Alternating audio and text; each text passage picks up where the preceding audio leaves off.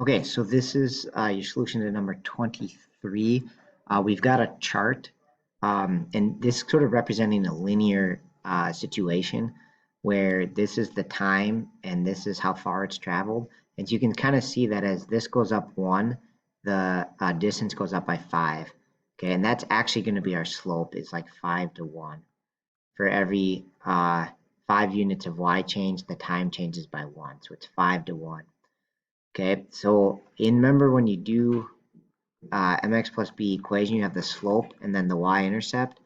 The y-intercept graphically is the point like on the y-axis, but it's in an equation or in a table, sorry, it's just the zero term because any y-intercept point is like 0 comma y something, right? Any point on this axis has an x-coordinate of 0.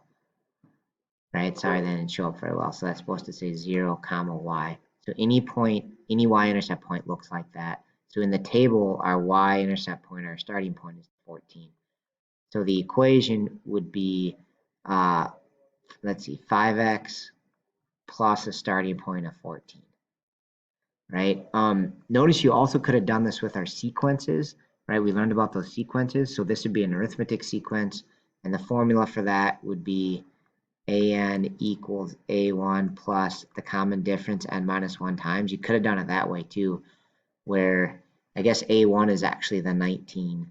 So the formula would have been 19 plus 5 times n minus 1, where the common difference is 5. And then if you clean that up, distribute the 5, and then clean it up, you get 14 plus 5n. That would have been another way to do it. So either way, our slope is 5 and our starting point is 14.